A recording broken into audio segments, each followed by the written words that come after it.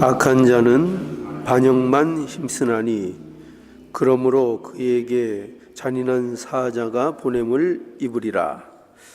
차라리 새끼 빼앗긴 암콤을 만날지언정 미련한 일을 행하는 미련한 자를 만나지 말 것이니라. 여기 그 11절에 보면은 악한 자가 나오고 또 12절에 보면 미련한 자를 만나지 말 것이니라. 이렇게 악한 자와 미련한 자가 나오죠. 이 악함이 뭘 얘기하는 거냐 하면 그 우리가 단순히 얘기하는 세상적인 어떤 범죄, 악함, 이런 거를 말하기보다는 이 악함은 이제 지혜가 없는 상태를 얘기하는 거예요. 지혜가 없는 것을 이제 악한 자, 또 미련한 자도 마찬가지죠. 미련한 자도 그 지혜 없는 자를 얘기하는 거죠. 그래서 또 이 지혜가 없다는 것은 이게 근본적으로 어떤 문제에 관한 것인가 하면은 죄에 대한 문제입니다. 사실은 죄. 그러니까 이 지혜가 없다는 것도 결국 여기서 성경에서 말하는 지혜가 없다는 것은 죄 아래 있다는 문제와도 연결이 되는 겁니다. 근본적인 문제를 얘기하는 거죠. 그러니까 지혜가 없는데 왜 지혜가 없냐? 그 지혜가 없다는 것이 뭐냐 할 때 그것은 죄 아래 있다는 얘기를 하는 겁니다. 죄 아래 있다.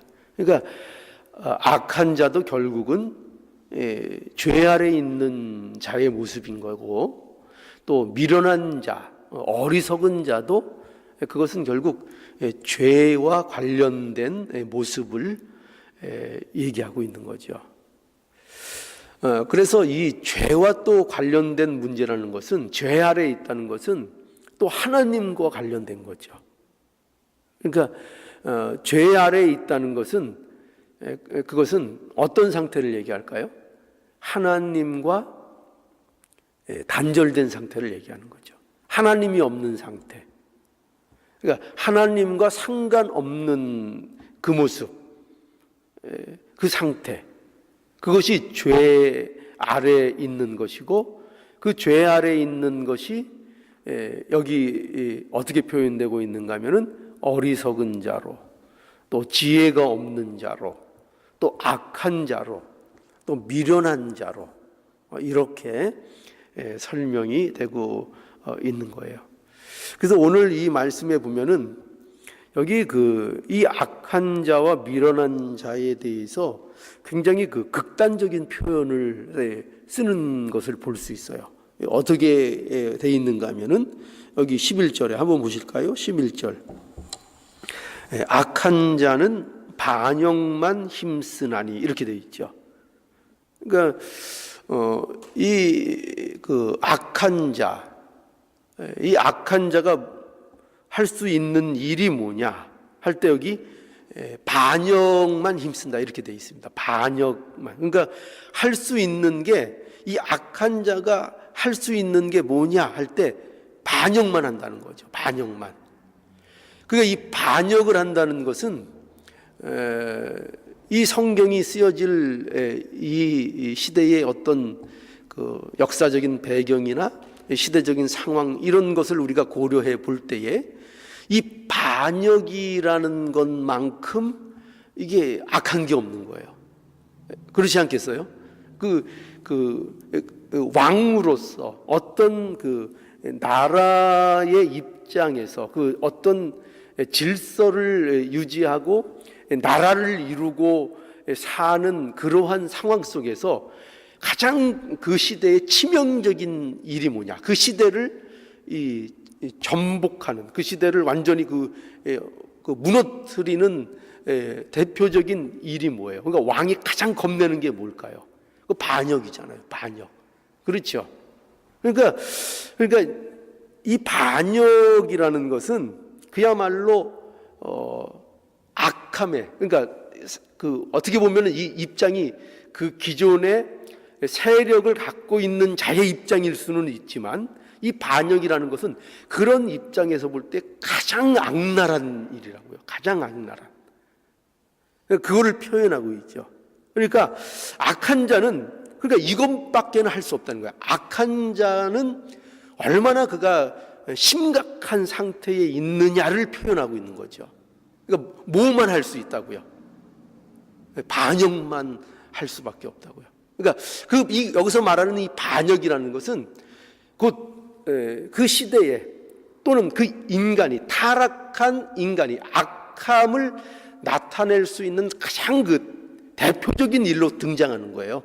그러니까 이 반역이라는 것이 꼭 고정되어 있는 것으로 사용되는 것이 아니라 악함이 나타날 수 있는 가장 그 대표적인 일로서 이 반역이라는 것이 여기 등장하고 있는 거죠. 그러니까 이 반역이라는 것 대신에 얼마든지 오늘날 다른 말로 대처할 수 있는 거죠.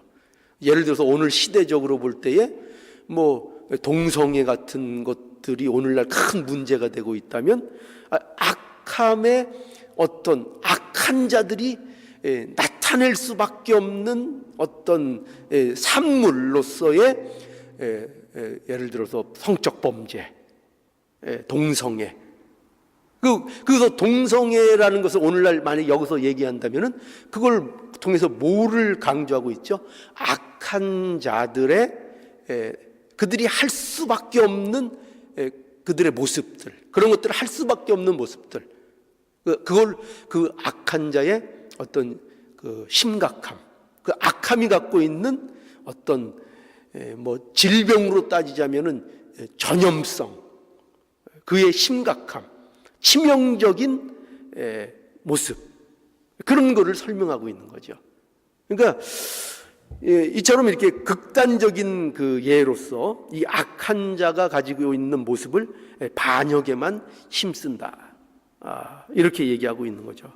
그러므로 그에게 잔인한 사자가 보냄을 입으리라. 그래서 거기에 대한 어떤 이제 보응을 받는 것으로 이렇게 이제 설명하고 있는 것을 만나게 되죠.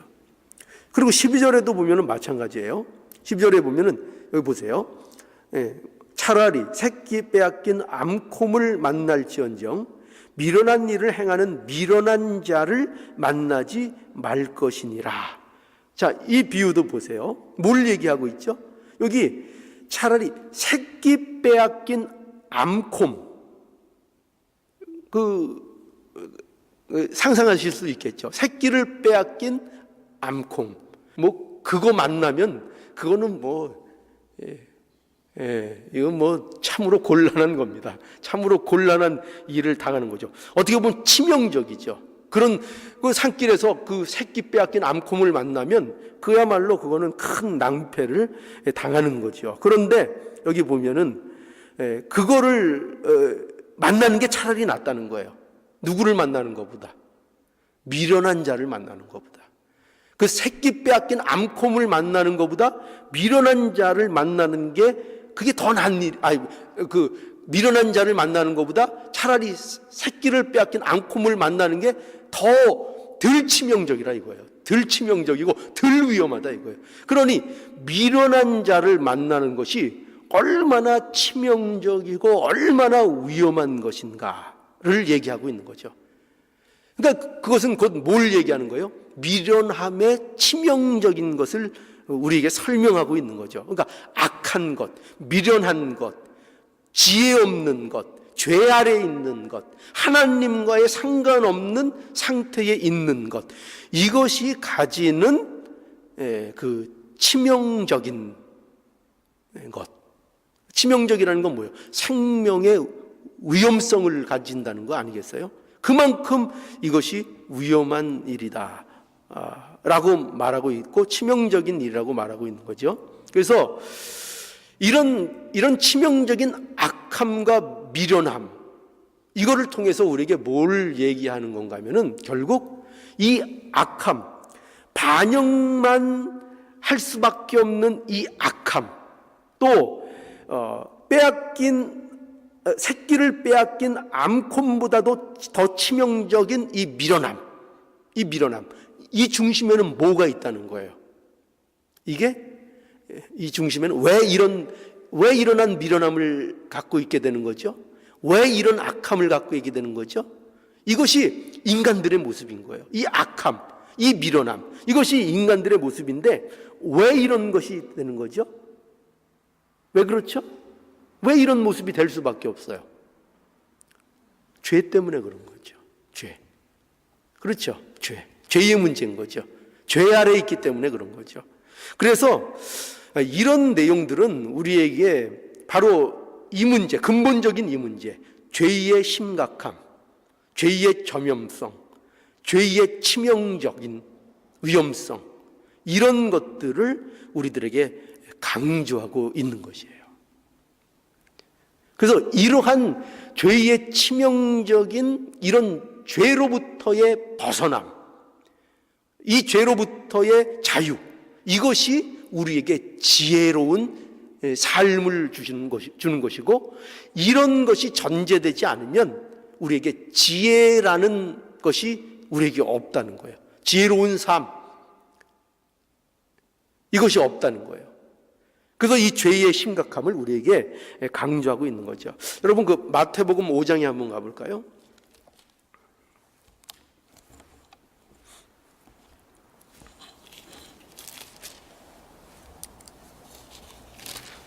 마태복음 5장 29절 27절부터 읽지요. 27절부터 보겠습니다. 또 간음치 말라 하였다는 것을 너희가 들었으나 나는 너희에게 이르노니 여자를 보고 음욕을 품는 자마다 마음에 이미 간음하였느니라. 만일 내 오른 눈이 너로 실족해 하거든 빼어 내버리라. 네 백체 중 하나가 없어지고 온몸이 지옥에 던지우지 않는 것이 유익하며, 또한 만일 내 오른손이 너로 실족해 하거든 찍어 내버리라.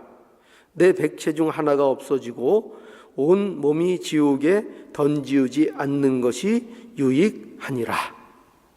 자, 여기 보면은 만일 내 오른 눈이 너로 실족해 하거든 어떻게 하라고 되어 있죠? 빼어내버리라. 아마 이 간음과 관련되어 있는 것 같아요. 간음과 관련돼서, 그러니까 이 음욕이 처음에 시작되는 게 어디입니까?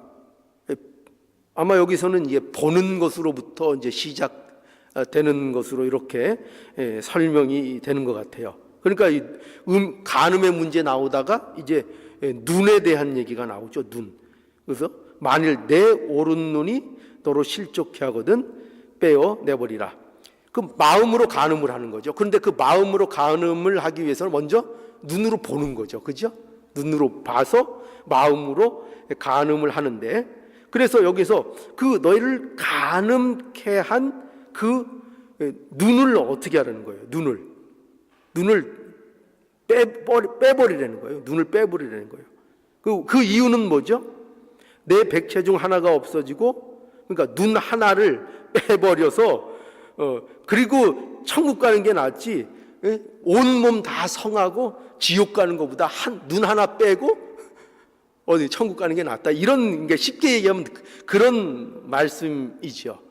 그러면 이런 말씀대로 하면은, 그러면은 그 지금 뭐 이 말씀대로 우리가 이제 순종을 이제 액면 그대로 다 하자면, 그럼 뭐 여기는 뭐 눈이 성한 사람이 하나도 없겠죠.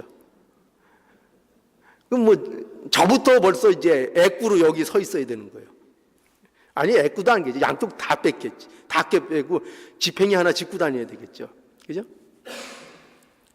그런 거죠. 그럼 말 그대로 하면. 그러니까 이런 말씀들은 그렇게 실제로 눈을 빼라는 그런 말씀입니까? 눈을 빼라는 얘기예요? 그게 아니겠죠. 뭐를 얘기하고 싶은 거죠? 뭐를? 그 차라리 눈을 하나 빼는 게 낫다. 이게 뭘 강조하는 거예요? 뭘 얘기하는 거예요? 죄의 치명적인 죄악성, 죄의 치명성, 죄의 문제라는 것이 얼마나 심각한 문제인가. 그거는 차라리 그것도 왼쪽 눈도 아니고 오른쪽 눈, 더 정확하게 얘기하면 여기 29절에 보면은 또 만일 내 30절에 또한 만일 내 오른손이 너로 실족해 하거든 찍어내버려라. 내 백체 중 하나가 없어지고 온몸이 지옥에 던지우지 않는 것이 유익하다. 그럼 이 오른눈, 우리가 오른눈, 왼눈은 별 차이가 없다고 쳐요. 그런데 오른손, 우리가 보통 오른손잡이잖아요. 그러니까 오른손이 범죄하면 오른손을 찍어버리라는 거죠. 그러면 여기 왜 오른눈, 오른손, 이거는 우리에게 아마도 그 중대함, 우리에게 있어서 오른눈이 얼마나 중요한 것인가, 오른손이 얼마나 중요한 손인가, 그거를 얘기하는 거죠. 그런데 그렇게 중요한 거라 할지라도 그것이 그것으로 인하여 죄가 내게 침입하는 통로가 되고 있다면 어떻게 하라는 거예요? 그거를 없애버리라 이거죠. 그걸 찍어낼, 그게 아무리 네 오른손이라고 할지라도 찍어서 끊어버리라. 아무리 그것이 내 오른눈이라고 해도 그것을 빼어서 없애버려라. 실제로 그렇게 하라고요? 아니요, 실제로 그렇게 하라는 얘기가 아니라 내게 있어서 가장 중요한 것도 재버려야 될 만큼 죄의 오염, 죄의 전염, 죄의 심각성은 그토록 치명적인 것이다. 그거를 도려내지 않고는 안 되는, 그걸 잘라내지 않고는 안 될 정도로 죄라는 것이 심각한 것이다. 이렇게 우리에게 말씀하고 있는 거죠. 그러니까 죄의 심각성을 강조하는 그런 말씀인 것입니다. 그러나 이 말씀을 이렇게는 또 잘못 오해하면 안 돼요.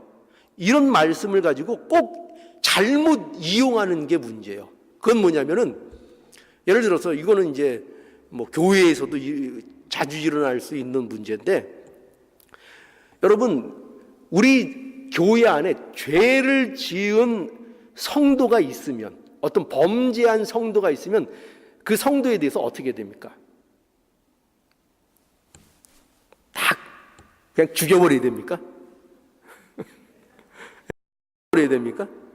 그러니까 우리는 이런 말씀을 들으면 교회에서 어떤 교회의 마음에 안 드는 사람을 치기 위한 말씀으로 이런 것들을 금방 또 이렇게 교회에서 이렇게 오용을 해버리죠. 그래서 봐라, 성경에서도 죄가 이렇게 심각하다 그래서 눈도 빼버리고 팔도 잘라버리라 그랬는데, 교회에 범죄하고 어떤 죄를 짓는 그런 성도 있으면 그거 가차없이 잘라버려라.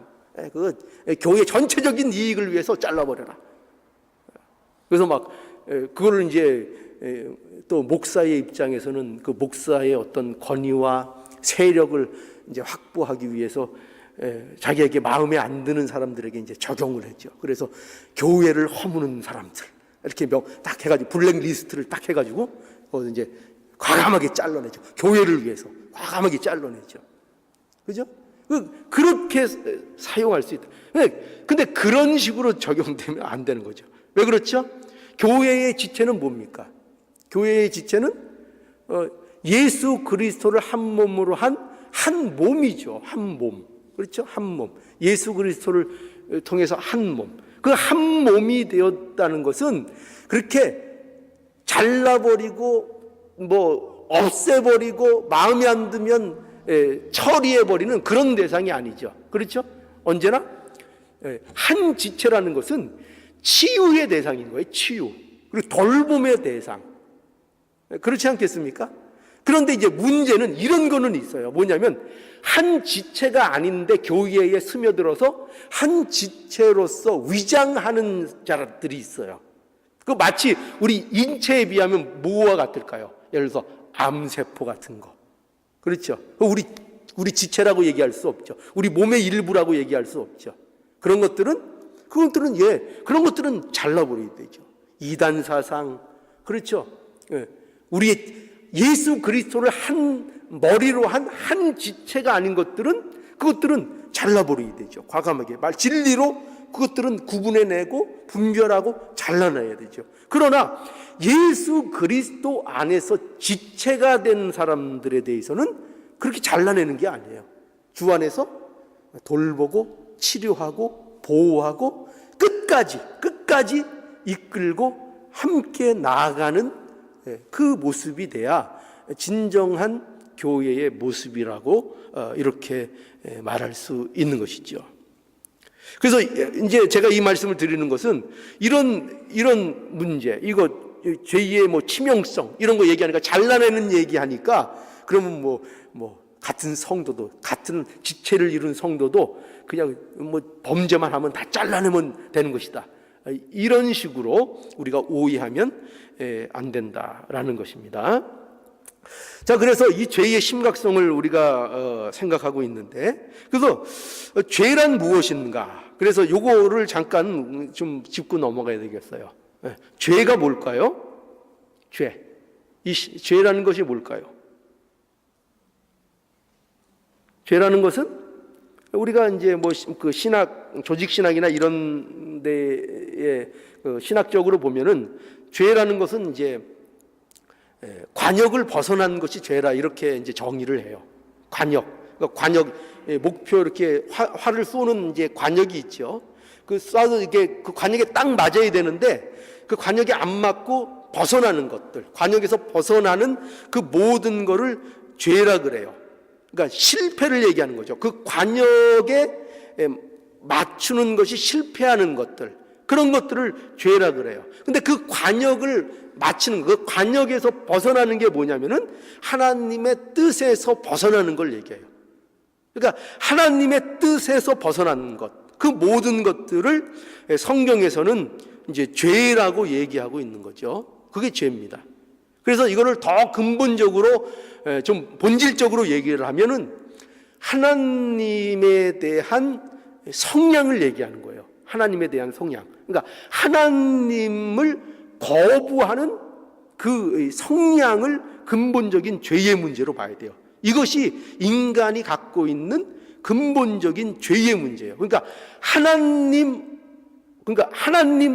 없음, 하나님 없는 상태, 하나님을 거절하고 하나님을 단절하고, 우리는 하나님과의 단절을 우리가 영적으로 죽음이라고도 하잖아요.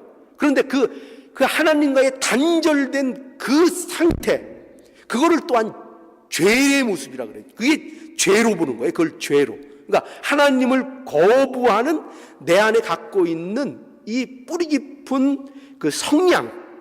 그러니까 여러분, 그 성향이라는 것을 우리가 어떻게 이해해야 되는가 하면은, 우리가 이게 너 무슨 색 좋아해? 그러면 나는 파란색 좋아해. 할 때 왜? 그러면은 그 특별한 이유가 있겠어요? 그냥 나 파란색이 좋아. 파란. 그러니까 그 사람은 파란색을 그 이유를 이렇게 여러 가지 설명하려면 설명할 수 있겠지만, 그 파란색을 좋아한다, 누구를 내가 좋아한다, 이런 것들은 대체적으로 그게 뭐냐면 성향이에요. 성향을 얘기하는 거죠.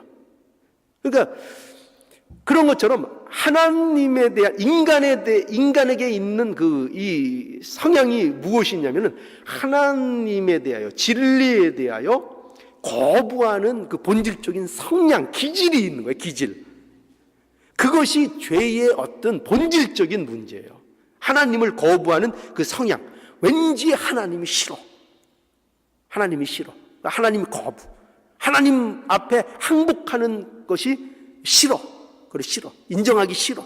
나를 위해서 예수 그리스도를 보내시고 내 죄의 은혜를 베푸시는 그 하나님이 있다는데 그 하나님이 싫어. 그 인간이 갖고 있는 그 본질적인 문제. 그게 죄의 문제이고, 바로 이러한 죄의 문제로 인하여 그 죄됨, 인간의 죄됨이 그 겉으로 드러나는 것들, 증상들, 내가 죄가 내 안에 있어서 드러나는 증상들, 그거를 이제 오늘날 사람들은 대부분 흔히 그걸 가지고 이제 죄라고 이렇게 얘기하고 있는 거예요.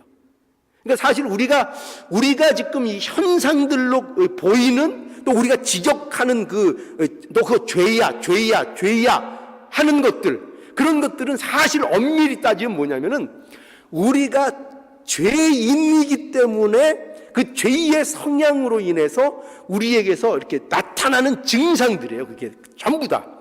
그걸 우리는 뭐라 그런다고요? 그걸 가지고 너 그 죄야 이렇게 얘기하는데 그게 다 죄의 증상들인 거예요. 마치 감기에 걸려서 감기에 전염되어 감기의 바이러스가 내 안에 있으면 그것 때문에 내가 나타내는 증상들이 있잖아요. 예를 들어서 뭐 기침을 한다거나 열이 난다거나 몸이 떨리고 춥다거나 이런 것들이 뭐예요? 내 안에 감기라는 바이러스가 있어서 나오는 증상들이잖아요. 그러니까 엄밀히 따지면은 내가 떨고 있는 거, 이거는 감기가 아닌 거예요. 그러니까 바이러스가 아닌 거예요. 내가 떨고 있는 거, 또 내가 기침하는 거, 내가 열이 나는 거, 이거는 내 안에 있는 것 때문에 나타나는 증상인 거죠. 그래서 우리가 흔히 이런 유명한 말 많이 하잖아요. 인간은 죄를 져서 죄인이 되는 게 아니라 죄인이기 때문에 죄를 짓는, 이게 이제 성경이 말하는 인간의 모습인 거예요. 인간의 모습. 그래서 우리가 이 죄가 얼마나 심각한가 하면은 그 죄 때문에 나오는 죄의 증상들이 말할 수 없는 것들이 쏟아져 나오는 거죠. 그죠? 우리 로마서에서도 살펴본 것과 같이 뭐 우상숭배, 또 성적인 범죄, 동성애, 시기, 질투, 싸움, 분쟁, 뭐 이런 온갖 그 인간들이 만들어내는 그 죄악들, 죄상들, 이런 것들이 다 뭐 때문에 다 나오는 거라고요? 그것들이 다 내 안에 있는 죄의 증상들로 쏟아져 나오는 모든 내용들을 얘기하고 있는 거예요. 그러니 죄의 심각성, 죄가 얼마나 심각한 것인지, 그거 얼마나 무서운 것인지, 얼마나 인간을 전적으로 이 죄악이 부패시켜서 그들을 이렇게 뒤틀리게 만들었는지, 그게 인간의 상태라는 거예요. 왜 인간이 구원을 받아야 되는가? 왜 하나님의 은혜가 필요한가? 왜 전적인 하나님의 은혜로만 인간이 그 해결책이 있는가 할 때, 인간은 이처럼 죄에 붙들려서 우리가 설명할 수 없을 정도로, 우리는 어떻게 표현할 수 없을 정도로 모든 것이 뒤틀려 있는 거예요.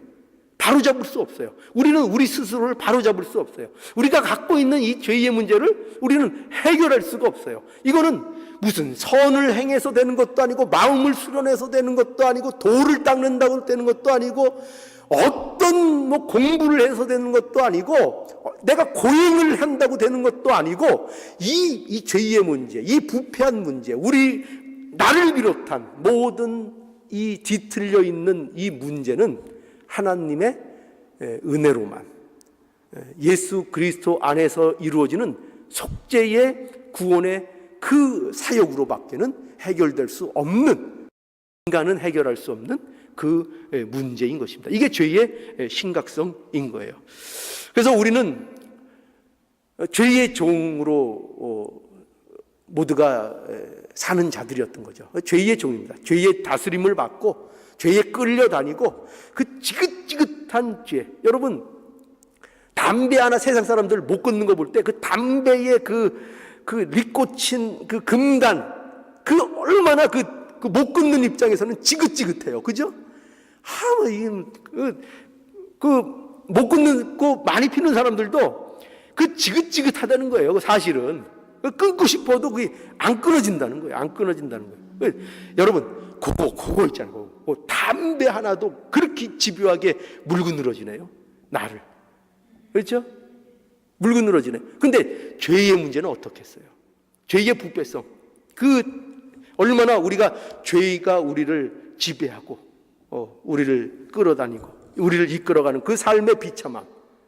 그런데 예수 그리스도 안에서 바로 이 가운데서 우리를 해방시켜 주시고 우리에게 자유를 주신 겁니다. 예수 안에, 그죠? 그래서 예수 안에 거할 수 있도록, 그래서 우리를 이제 마치 어떻게 표현하고 있죠? 그 포도나무 비유처럼 우리는 포도나무 가지로서, 그죠? 그래서 그게 뭘 얘기하는 거예요? 예수 안에 있는 걸 얘기하는 거고, 예수 안에 있으면 참된 열매를 이제 맺어나갈 수 있는 우리에게는 자유가 있는 거죠. 이거를 자유라 그래요. 우리에게 주신 자유.